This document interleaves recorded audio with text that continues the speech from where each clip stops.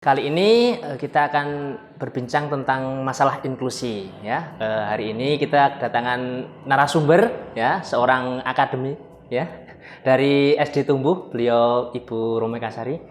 Assalamualaikum Bu Romekasari. Waalaikumsalam warahmatullahi wabarakatuh. Bagaimana kabarnya? Alhamdulillah. Ya, okay. Baik. Beliau ini udah masternya ya kalau masalah inklusi. Sudah berapa tahun Ibu ngajar di SD Tumbuh ya? Tahun ke-8. Tahun ke-8 ya, oke. Kalau di SD Tumbuh itu ini ya dari awal dulu memang sudah inklusi atau? Betul. Jadi sudah sejak berdirinya 2005 itu sudah inklusi. Oke. Ya, mungkin pemirsa ada yang belum tahu ya tentang inklusi itu seperti apa ya, yang mungkin sekarang ini digencar-gencarkan Bu Romekasari ya. Sebenarnya tentang pendidikan inklusi itu apa Bu Romekasari?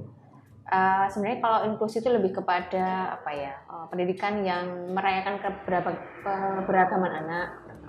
Jadi anak-anak yang memang sejatinya memang sudah beragam, jadi kita merayakan itu gitu. Tidak kemudian diambil anak itu hanya fokus di akademiknya saja atau di minat bakatnya saja gitu, tapi hampir semuanya. Jadi kita pendidikan inklusif adalah yang bisa pendidikan untuk semuanya gitu. Pendidikan untuk semua anak, semua lini gitu ya, semua latar belakang gitu. Oke, karena gini Bu Romekasari ya. Kalau dulu kan anak pintar itu cuma mungkin istilahnya mereka cuma orang tua itu menganggapnya akademis saja gitu ya. Mungkin dengan pendidikan inklusi itu harapannya bisa ini ya, bisa dikerahkan semua kemampuan siswa gitu ya. Karena sejatinya mungkin beda-beda ya. Mungkin Bu Romekasari sering ini ya, ketemu dengan siswa-siswa kemampuannya mungkin punya kemampuan masing-masing gitu ya. Oke. Jadi kira-kira dari tahun berapa itu Bu pendidikan inklusi itu? Jadi kalau dari SD Tumbuh sendiri sudah berdiri sejak 2005 itu, jadi sudah mulai awal mendeklarasikan sebagai sekolah yang inklusif gitu, tapi juga multikultur gitu. Jadi inklusif itu tidak hanya hanya menerima anak yang berlatar belakang atau punya kebutuhan khusus, tapi kita juga menerima rentangnya panjang.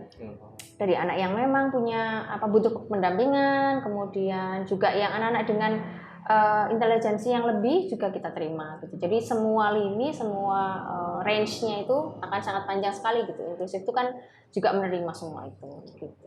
Jadi kalau ini ya alasan mengapa pendidikan itu harus inklusi gitu ya. Mungkin seperti itu. Kalau mungkin di Tumbuh itu ada SMP, jenjangnya SMP? Iya. Ada ya Bu? Dari TK sebenarnya. Dari TK, SD, SMP sampai SMA. SMP ada 2, ada nasional dan internasional. SD pun juga ada internasional sama nasional gitu. Terus memang dari TK udah dibentuk dengan sistem pendidikan inklusi gitu ya Bu? Betul. Jadi sejak awal anak-anak masuk, kemudian juga pasti berhubungan dengan orang tua juga ya. Orang tua juga setuju dengan konsep pendidikan inklusif itu. Jadi dari awal memang sudah diberikan pengertian bahwa ya seperti ini, beragamnya anak-anak, beragamnya kemudian nanti di pendidikannya sendiri dengan latar belakang yang macam-macam gitu. Terus ini Bu, mungkin kalau orang-orang itu tanya kalau inklusi itu kan kemungkinan, mohon maaf ya, biasanya disambungkan dengan kaum disabilitas gitu ya. Nah itu sebenarnya yang seperti apa ya gitu, kira-kira bidangnya masing-masing, misal unsurnya yang namanya inklusi itu seperti apa, terus dikatakan inklusi itu seperti apa, itu mungkin Bu Romekasari bisa menjelaskan. Jadi sebenarnya kalau inklusif itu kan berbeda dengan eksklusif ya. Kalau eksklusif kan berarti cuma satu, hanya seragam saja gitu. Jadi tidak merayakan bagaimana keberagaman anak-anak. Kalau inklusif sendiri harusnya memang semua latar belakang, baik itu sosial, baik menengah ke bawah, menengah ke atas, semuanya harus sama. Sebenarnya inklusif kan seperti miniatur kehidupan gitu. Kehidupan itu nggak bisa milih mau sama siapa, milih yang cuma satu golongan saja kan nggak mungkin. Justru bahkan inklusif sangat bineka tunggal ika sekali karena kita sudah berbeda-beda, baik suku, baik daerah gitu. Nah, pendidikan inklusif seharusnya juga merayakan itu, merayakan bagaimana keberagamannya di masyarakat ya kita tuangkan juga di pendidikan. Nggak cuma pendidikan eksklusif hanya untuk satu golongan saja gitu. Jadi semuanya harus bisa merasakannya seperti yang di undang-undang kan. Semua pendidikan itu ya untuk semua hak segala warga negara gitu. Nggak bisa cuman hanya satu golongan saja boleh tapi yang lain tidak, kan tidak seperti itu. Berarti ini ya Ibu ya. kalau mungkin zaman dulu kan ada kayak pendidikan itu sekolah luar biasa gitu ya. Betul, Nah, itu betul. berarti mencakup semuanya itu, Ibu. Iya, betul. Jadi kalau mungkin awalnya kita perlu menghargai usaha pemerintah begitu ya. Karena kan pasti setiap pemerintah punya programnya sendiri yang dia awalnya dari pendidikan yang memang khusus untuk beberapa anak saja yang secara akademis baik. Kemudian ada isu tentang inklusi, kemudian masuklah inklusi ini.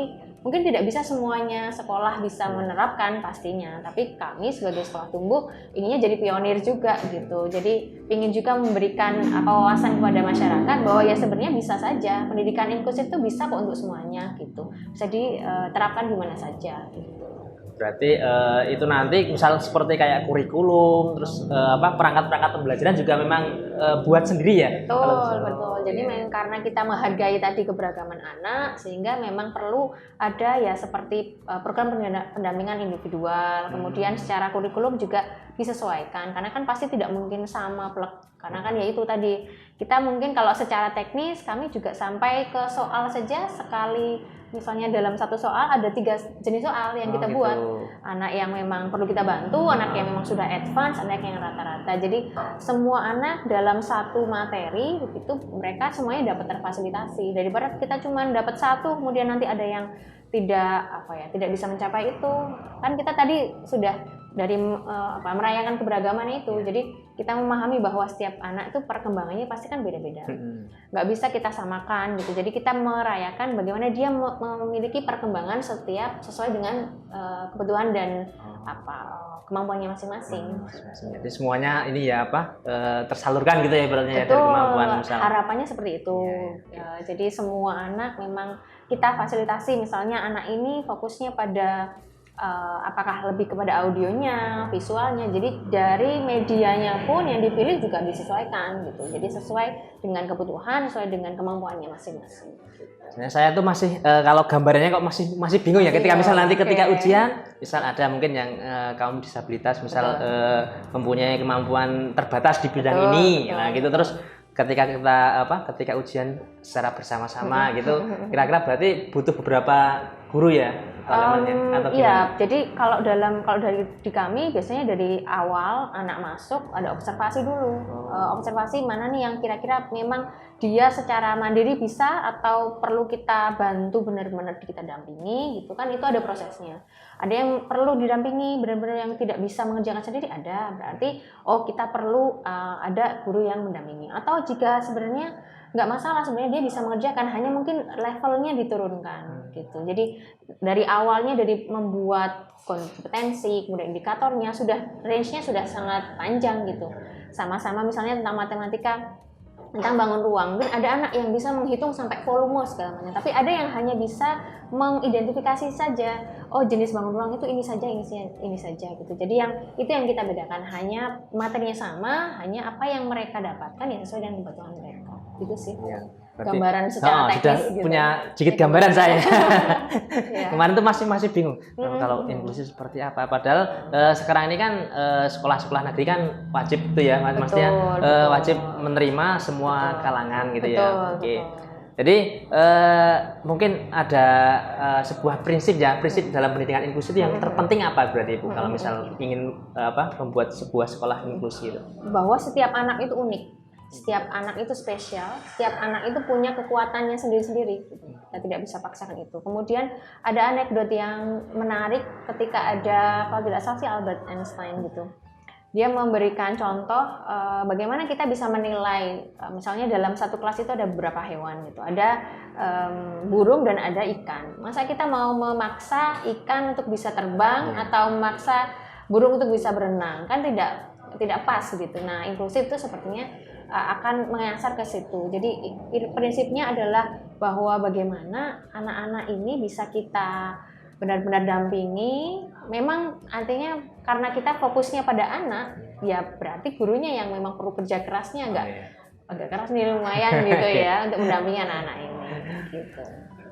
Ya, menarik sekali Bu Mekarsari ya tentang masalah inklusi. Jadi saya rasa kalau ini melihat seperti ini tantangan sebenarnya Ibu Betul, Maria. betul. Tantangan kita sebagai generasi muda ya, guru-guru muda, Betul. terus untuk tetap berjuang gitu ya. Jadi kira-kira kalau misal selama Bu Sari melakukan pembelajaran inklusi ini, kira-kira tantangannya apa Bu Sari? Sebenarnya sih banyak ya, dari banyak lini gitu. Yang pertama pasti dari kedinasan gitu, karena kan memang kita kalau sekarang mungkin ada kurikulum merdeka yang sepertinya akan bisa berfokus gitu ya berfokus pada anak begitu. Jadi secara kurikulum kita bisa mengakomodasi, mengadaptasi sehingga bisa disesuaikan dengan kebutuhan anak-anak dan kurikulum tingkat satuan pendidikannya. Kalau dulu kan masih agak sulit karena harus seperti ini gitu. Jadi agak sulit mengadaptasikan gitu sehingga sepertinya perlu kerja agak keras gitu ya dalam hal mempersiapkan itu. Itu yang pertama dari pemerintah daerah. Tapi karena sekarang sudah mulai didukung, jadi kita punya keleluasaan yang lebih sehingga fokusnya pada anak sudah tercapai gitu. Itu yang pertama. Yang kedua pastinya dari sarana dan prasarana. Tidak semuanya karena kita itu berfokus pada anak sehingga semuanya kan karena saking beragamnya kita harus tahu dulu juga gitu di sekolah kira-kira cukup nggak ya untuk mendampingi ini? Apakah ada yang harus ada pendampingan dari konselor atau psikolog? Ataukah ada yang perlu media tertentu? Itu kan perlu juga ya banyak sarana prasarana yang disiapkan gitu. Yang kedua pastinya, yang ketiga pasti ya anak sendiri. Setiap anak itu setiap tahun pasti walaupun anak yang bukan inklusif sekalipun gitu pasti tantangannya juga macam-macam. Apalagi ini gitu. Apalagi pasti, inklusi ya. Betul. Apalagi pasti rentangnya lebih panjang. Jadi secara kesabaran kemudian ketelatenan juga perlu diperhatikan. Yang keempat pasti ke orang tua. Orang tua kadang-kadang punya ekspektasi tersendiri buat anak-anaknya. Mungkin wah ini sudah terlihat bagus nih, pengen dinaikkan lagi. Padahal kita perlu agak mengerem sedikit. Yuk kita fokusnya pada anak gitu, bukan kepada lagi oh ini orang tua nih yang jadi kadang yang sekolah siapa nih, orang tua atau anaknya gitu kan. Harusnya kan kita fokusnya pada anak. Tapi kadang-kadang orang tua mungkin punya ekspektasi sendiri yang namanya orang tua ya. Jadi yang perlu kita tantangannya sih di situ ada 4 itu sih. Gitu. Itu ketika kemarin sebelum pandemi ya Bu ya. Kalau saya juga masih ini gambarannya kalau misal pas pandemi terus cara mengajarnya kalau sekolah inklusi itu seperti apa gitu. Mungkin pengalamannya Bu Rumeka Sari kemarin selama pandemi seperti apa cara mengajarnya? Sebenarnya sama saja ya. Kita semua bahkan walaupun bukannya inklusif sekalipun kan pasti punya tantangan sendiri pandemi ini. Betul. Kita inklusif juga pandemi kan pasti ada ya kita akui sama-sama bahwa ada learning loss-nya gitu di anak-anak gitu. Kami juga punya tantangan yang sama gitu. Bahwa anak-anak yang biasanya kan perlu ada physical touch gitu ya, harus ada pendampingan dan sebagainya. Ini semuanya harus pakai layar. Ada beberapa anak yang memang punya kesulitan seperti itu.